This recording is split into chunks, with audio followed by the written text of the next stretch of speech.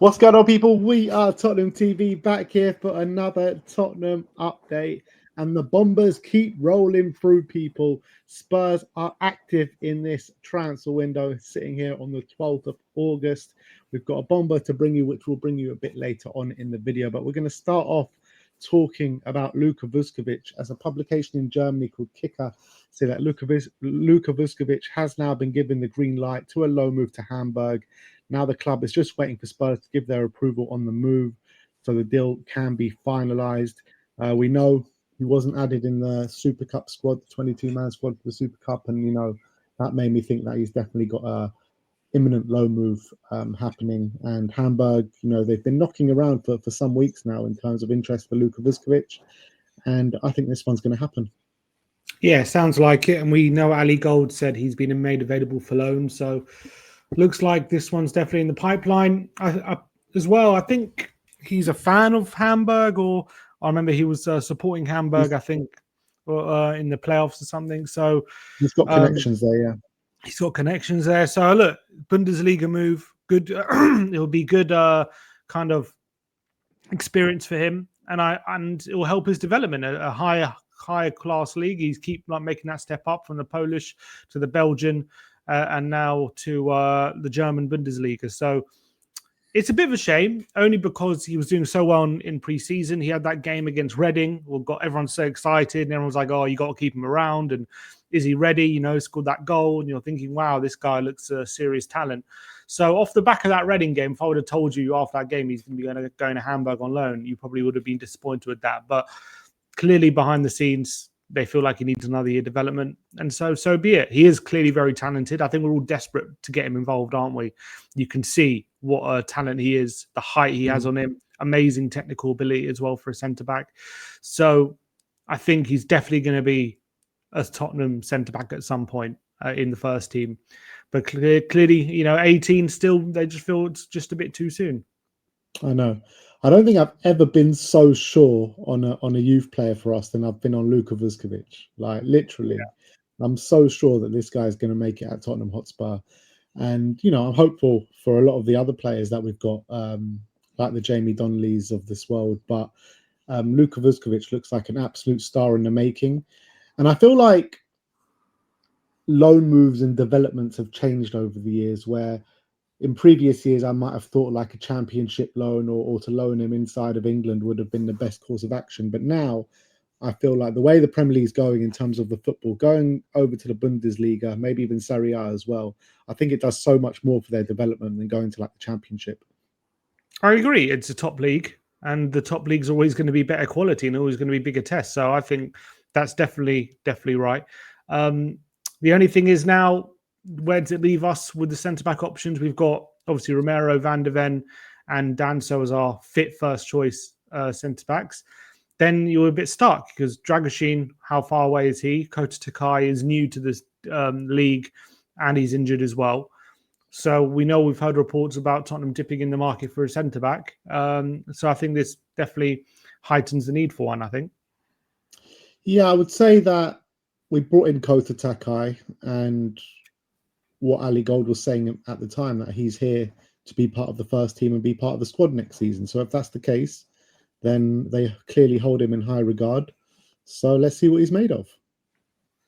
Yeah, I just don't see how they can make that decision without having watched him play. He's so young, and I guess he's a bit older than Vuskovic, but he's only played in the Japanese league. He hasn't played in Europe before, and he's 20.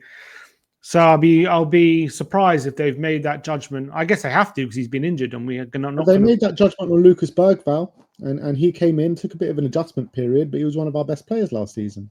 Yeah, but he had a pre-season. We took a look at him in pre-season, and he was good. No, true. So look, we also heard from Ali Gold that if Dragoshin is fitter quicker than normal, then we might even loan out to Kai. So that would tell me they're still not sure about him still. The whole thing's a bit of a mess. I would like to bring one in, but unless they consider Ben Davies as one of the centre-backs as well. Yeah. I mean, I guess we know he can play there, but it leaves us short in fullback if we need to as well. It's just planning at the back at the moment seems, the depth-wise, not in a great place. Yeah, I think if I had to make the decision, I probably would have kept Vuskovic around until January, and then maybe loaned him out for the second half of the season, just to have him as a bit of cover. He'll definitely get some minutes as well in the early rounds of the cups and stuff like that. And then Dragoshin, hopefully it gives time for Dragoshin to come back for the second half of the season. So I think that's probably what I would have done. If you just look at our depth in general, like our second choice backline is Spence, Danso, Takai, and Davis. Yeah, not great. Not great, is it? But look, that's where we're at the moment. I mean, if you ask me, you can only bring 2 signings in from now to the end of the window. I'm still bringing in 2 attacking options than a defensive option, that's for sure. That's because I love attacking football. And let's talk about those attacking options, because obviously we brought you the news yesterday regarding Savinho of Manchester City. There's been some further reports. So Fabrizio Romano says that Man City want way more than 50 million euros to do the deal. Talks between City and Tottenham are still ongoing, and the Mail are reporting that Tottenham are expected to return with an improved offer for Savinho. It's expected to take around £60 million for Man City to consider selling the Brazilian. Savinho is a top target for Tottenham to replace Son. And for me, I mean, like we've heard the reports of Man City looking at Rodrigo. I don't think they look for Rodrigo if there is an impending exit in the forward line for Man City. So I think Spurs will get close to the valuation that City get him at 60, maybe 65 million, something around that. And I think hopefully a deal can be done. Yeah, and I think that's where City are at the moment. There were a lot of people were going crazy this morning because there was a quote circulating from Jack Pitbrook suggesting that the deal is off and that City said he's not for sale and the matter is closed. But that definitely seemed to be a direct quote taken from the article yesterday that David Ornstein posted, which did say that, but also said the following line. That sources close to the deal suggest that despite this, the deal is very much ongoing, and it's not dead. So the matter is closed, but it's ongoing. Well, City publicly, I guess, don't want to be seen to be open selling, but I guess behind closed doors they are. I don't know. I don't know exactly what the situation is with City, but I think Romano says 70 million. That's his kind of guess as the kind of deal that can be done for Savinho. That's euros. 70 million euros. It's 70 million euros. And I'm thinking, you get, I think 60 million plus some add-ons. I think that probably gets the deal done. I think gets over the line and then City can go and push ahead for Rodrigo. And I think that would be fantastic for everyone. I think everyone's getting excited about it. I don't know if there's another twist or turn in this deal, though. Are we going to see the worry in the back of my mind is still what I said yesterday, which is we've entered this deal for him thinking we can get him for 50, and then City are open to selling him for 70, but once they realize we're not going to go that high, they're like, okay, they're not serious, they're going to walk away. I'm quite worried about that possibility, and nothing that I've seen suggests that isn't a possibility at the moment. So look, you say that, Sin, you say that, but we've had a £50 million bid that's been put in already, and Spurs are still on the negotiation table. So that says to me that we're willing to go higher. Might be willing to go higher, but are we serious about meeting their valuation? That's what I'm worried about. I'm not saying we're not. I'm just saying I'm worried about it. We have to be. I'm just worried about it. I'm worried that that City will walk away because we're not serious enough. And I think the reality is, if we want him, we're going to have to overpay a bit, and I think that's the reality. And are we willing to do that? I hope so. Or have we got, okay, he's worth 55 in the transfer market and that's what we're going to get him for or something? Or are we going to go, okay, he's worth 55, but we've got an opportunity here to actually get him in for 70, so let's push the boat out a bit and actually force the issue and go and do it. I'm just a bit worried we're not going to do that, and I hope we do. I'm praying we do. And the fact that we're still at the negotiating table and things seem to be moving in a good direction is good, but there's just something. It's probably me being a Tottenham fan, me knowing Daniel Levy, me knowing how these deals usually end up. That usually these kind of deals where everyone gets so excited and, it's kind of like out of the blue and it's too good to be true. And then at the end, something happens like, I don't know, City pull out the deal, and then You mean like we're Mohamed left with Kudus, nothing. Didn't have with Kudus. To be fair, but happened with Gibbs White. Let's just hope it doesn't happen here. Let's hope it doesn't happen. Let's hope we we know get over Gibbs White was a completely different situation and many things at play there, which we've been over a million times. But I just feel like I don't even think 60 to 65 million pounds for Savinho is an overpayment. I think that's what he's worth in this current market. You look at, first of all, the ability that he showed in the Premier League last season. On top of that, what he did in La Liga the year before as a 19-year-old, however old he was. And you're looking at the potential growth in the player as well. I think that he's worth that kind of money. I would pay it. I think it's a bit of an overpayment, but sometimes you got to overpay.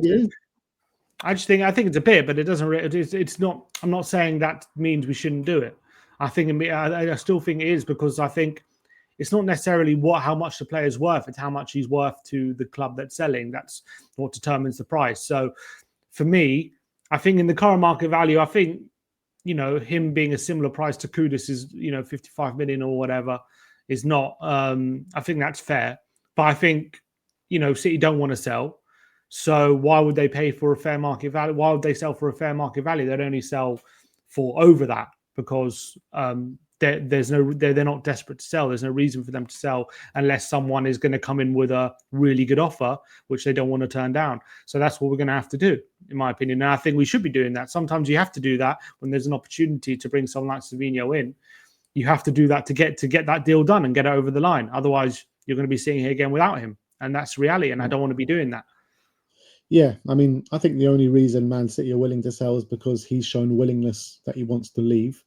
And we know whenever that happens at Man City, they get them out the door quick time. So I think that a deal will happen here. I'm pretty hopeful of it, to be honest. And I think there's no reason why Spurs can't get to that 60, 65 million. And I think they will, to be honest. I really think we will. Yeah. I'm hopeful we'll go higher than 50. Will we reach evaluation? I'm not saying, I don't know. I'm just worried we won't. The more negotiations they have with Real Madrid for Rodrigo, the more likely this deal is going to happen, in my opinion. Yeah, They're losing team to Nottingham Forest. I think, in my opinion, they'd prefer to have Rodrigo in their squad than Savinho at this moment in time. And there was also a report last night, I don't know how much you believe him or not, but India Kayla said that there's been secret talks between Man City and Real Madrid for Vinicius Jr. in last few weeks. I just hope that Levy doesn't look at those deals and say, "Oh, look, now they're going to be really desperate to sell. Let's try and get some more money off us," and then puts all at risk. It's just so Levy. I've just seen this story so many times. But look, I'm excited about the potential of him coming. I really want him to come, and I really want him to be part of this team. I think he's such an exciting talent. I thought he was. I think, I was watching a compilation yesterday of him, and I know he only scored one goal. They post all these things on Twitter, last 80 shots or whatever, last 30 shots, these compilations. So they posted one of Savinho, and I was like, okay, he only scored one goal, so I'm expecting this to be like a really bad compilation. And the guy hit the post 5 times. He was forcing fingertip saves off the keeper. He was getting really close. I think that showed me another year of development and a refining of that finishing, and he's going to explode. Those goals are going to start going in. Completely agree. You know what I mean? Agree. I thought it was going to be a compilation ballooning it off the bar, ballooning it over the bar, and just massive misses, and it wasn't that. It was actually quite an impressive compilation for someone who only got one goal. Yeah, no, 100%. And look, like we said yesterday, the reaction from Man City fans says everything that you need to know about the player. Because Man City fans, they've been obviously winning 4 leagues out of the last 5. They've been accustomed to seeing top talent and top players. And if a player, ain't that great, they're not going to be too fussed if he's going to leave. Obviously, with the reaction, this guy's got a massive future. And I'm buzzing if we can get him in. But look, that's the Savinho situation. Hopefully, some more over the course of the day. But the big news of today is the bomber that we got from Paul O'Keefe actually that broke it, saying that Tottenham have made contact over a deal for Eberechi Eze. Talks have taken place. My understanding is the Eze deal is not related to Savinho. Fabrizio Romano says that he understands Tottenham are also back in talks for Eberechi Eze in a separate deal from Savinho. Spurs trying again for Eze while they work on Savinho following Maddison's injury and Son's exit. Eze keen, but the deal depends on Palace as the release clause expired. Tottenham keep working on both Savinho and Eze deals as exclusively revealed. Spurs want to add 2 attacking players in the squad, and talks with Palace and City are ongoing. Jacob Steinberg, though, said something a bit different, and he says Tottenham are pushing to beat Arsenal to sign Eberechi Eze. Arsenal have indicated they need to make sales in the attack before pressing ahead with their pursuit of Eze. And he says that Eze's release clause actually expires on Friday, conflicting to reports that saying the release clause has already expired. So I'm not sure which one to believe on that one. Yeah, so I think obviously we'd love to see Eberechi Eze. We've been twerking as a fan base for Eberechi Eze for quite some time. I would love to see him at the club. I think it'd be unbelievable for that number 10 role. Can you imagine having a free behind the striker of Savinho on the left, Kudus on the right, and Eze in the middle? I mean, like a week ago, that just wasn't possible in my mind. Just nowhere near possible in my mind. And to think that we could have that going into the new season, or at least after the transfer window, I just think this could be the best transfer window in Enix's tenureship or Daniel Levy. And I just think that to get this deal done, we need to get it done bloody quick before Arsenal sell anyone, basically. And there has already been reports from Sammy Mockbell today saying Leandro Trossard is expected to leave before the end of the transfer window. So we need to act quick. We need to get this done ASAP. Yeah, I'm just reading a report now from Ben Jacobs saying Tottenham are prepared to move quickly. So that's quite encouraging. And I really hope we can get that we can move quickly in this window, because we know Tottenham, we want to get the best deal terms, all this kind of stuff. But again, similar to Savinho, when you got an opportunity here, you know, his release clause runs out on Friday. Arsenal currently, they've been negotiating this deal for however long, and they haven't got any headway. So I find it hard to believe, you know, Tottenham jumping in is just going to make them put the money up front where they weren't prepared to do, or maybe it would, but it might panic them. It might panic them, but there's an opportunity here, at least while the release clause is active, to put the money on the table and show Eze, look, with the money's there, we want you right now. We're not waiting for anything. You're our number one target. You're going to go straight into the team. There's a place for you there. You know, you go to Arsenal, you're going to be battling out with Odegaard and other players. It's going to be more difficult. You come to Tottenham, there's a place right in the team. We've got Champions League football for you as well. Come to, come join our project, and you can be the star of the show here. And hopefully that's a selling point. We can sell to him. Now we know as well.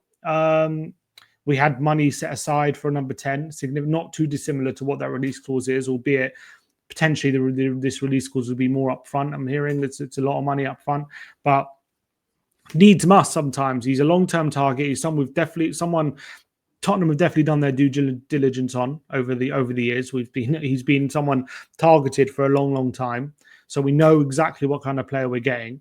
For some reason, you know, we went for Gibbs White ahead of him, but with the Gibbs White thing off the table, you got to move on and to the next target. And I think Eze is an absolute necessity. Absolute necessity. I think he's a phenomenal player. I've been a massive fan of him at Palace. I think if you put him around better players at Tottenham, I think he's going to be even better.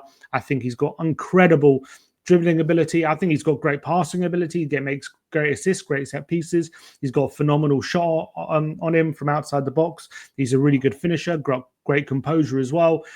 When Decky and Maddison do come back at some point, maybe not Maddison, but Decky, you know, he can also do a job off the left in some games if need be, especially maybe against low blocks. You put him off the left and you have like Decky in the 10, something like that, or even, you know, you can maybe have him and Kudus together in some games in the middle. It gives you so many options. And I think sometimes you just got to put your money on the table and you just got to get someone over the line. We can't afford to risk missing out on him. Now, even if we do put our money on the table, there's reality that Arsenal look at that and say, okay, we just got to go for it now, and we just got to match that bid. And if they do match the bid, I don't know how much we can do, because the reports are he's a boyhood Arsenal fan and he does want to go back there. So if they if they basically put their money and match our bid, then there's only so much we can do. But we can only do our part, and that's activate that release clause and show Eze. If well, the reports are at the moment that there are, and runs out on Friday. Well, it depends who you believe, but Fabrizio says that the release clause expired. Yeah, it depends who's correct or not. I think I tend to believe some of the English journalists in that aspect, but I don't know. It depends. Romano's Paul O'Keefe was talking on Twitter, and he thinks that 60 million can get the deal done, and the original release clause was 68 million. Whatever gets the deal done, we got to do it quickly. We got to do it very quickly. And if it was 60 million, I feel like someone would have done this deal already. I feel like they must be holding out. Apart from Arsenal, who needs a number 10 right now? Yeah. Maybe, I don't know. Maybe Arsenal are using the fact that they're the only ones in for him at the moment as leverage to try and get the price down. Are Palace desperate to sell? Maybe Palace holding firm on a price because he's got 2 years left, and they feel like they don't have to sell him right now. And if Arsenal are going to match the bid, they're more than happy to keep him, unlike with Guehi, where it seems as though Paris has confirmed they're going to sell him this summer. Look, if it's 60 million, put it on the table. We've already had a 60 million pound bid for Gibbs White. We got the money.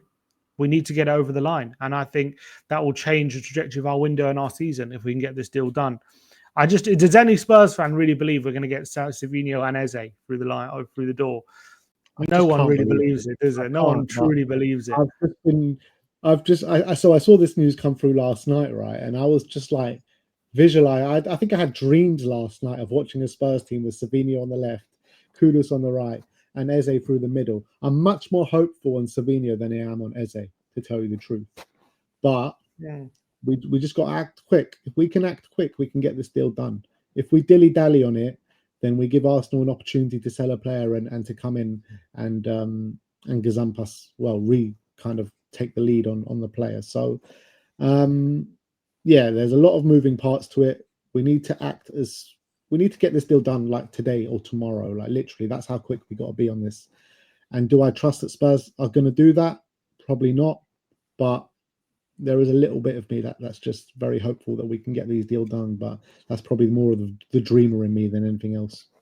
I'm hoping and praying, because this would be absolutely phenomenal double deal if we can do it. It'll be a double deal like we've never seen, I think, at this football club, getting someone like Eze and Savinho. And it's also a nice mix of a proven Premier League player and obviously a bit of potential, but also a player who's played in the Premier League before at a high level.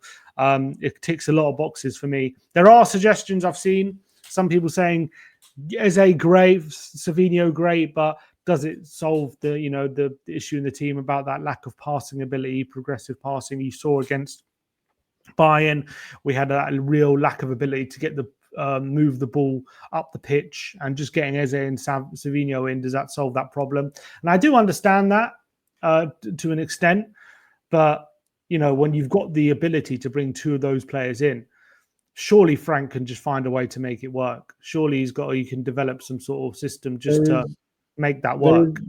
There is no doubt about it. We'll be a lot more creative with these guys in the team than without them. That's just the reality. That is facts, right? And I think against like low blocks, it will do us. I think we'll be great against low blocks with Savinho on the left and Eze through the middle and Kudus on the right. And against teams that play a higher line, I think Eze. I think those three players will be great in the transitional game as well. Yeah, but I guess it's like people are saying who's going to be a progressive passer in the team, who's going to be able to play between the lines, that kind of thing. I think Eze can do it, though. I think people underestimate his passing ability. I know he's at Palace. He's shown to be more of a dribbler, but that's how Palace play. You know, they play in the transition. Their kind of way of playing under Glasner is get the ball to Eze quickly in space, and he runs at people, and he plays in Mateta and Sarr, and he likes to play in space. Obviously, it's going to be very different at Tottenham, but I think Eze has got more strings to his bow, more than just a dribbler. I think he's very good with the ball at his feet. I think he's a very good passer. I think we'll see, and I think he'll just show that more at Tottenham. I think he hasn't had to show it at Palace as much, and I think come to Tottenham and he'll be able to show, like, when he's up against low blocks and he's got the ball at his feet, he's got vision. He's got that vision as well. He definitely has vision, man, 100%. And it's just mouth-watering prospect having those three, and it definitely goes some way to regenerating that forward line that we've all been craving for this summer. And I think it gives kind of the number 9s that we have in the squad, like Richarlison and Solanke, it gives them the best opportunity to go and flourish next season and get a bundled amount of goals, in my opinion.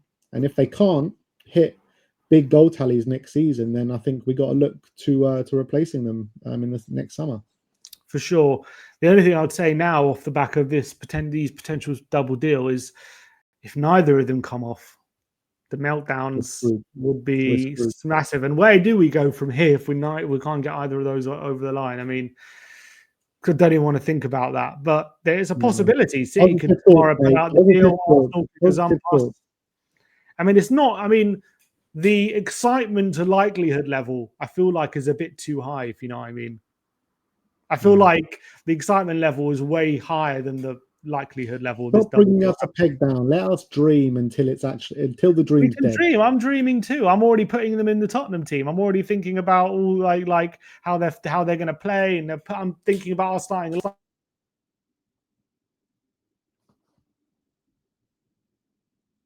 I'm already thinking about them in the starting lineup against Burnley and having them in the team. So like, my excitement level's there as well. I'm just like, I feel like in the fan base, the excitement level ratio to actually how likely this double deal is a bit out of whack, but let's hope it gets done. No chance, mate. Absolutely no chance. All I'm thinking about is the absolute meltdowns in the Arsenal fan base if we get Eberechi Eze over the line, because that is going to be generational. But look, that is where we're at this moment in time. Hopefully we can get something, get a here we go today or tomorrow, and get the ball rolling even more. But yeah, Spurs working on a sensational double deal for Savinho and Eberechi Eze, potentially Luka Vuskovic going out on loan as well. And yeah, and I'm sure once these deals get done, we'll start hearing a lot more about potential exits out of the club as well. So yeah, let us know your thoughts in the comment section below. Like, subscribe, and comment. And as always, come on, Spurs.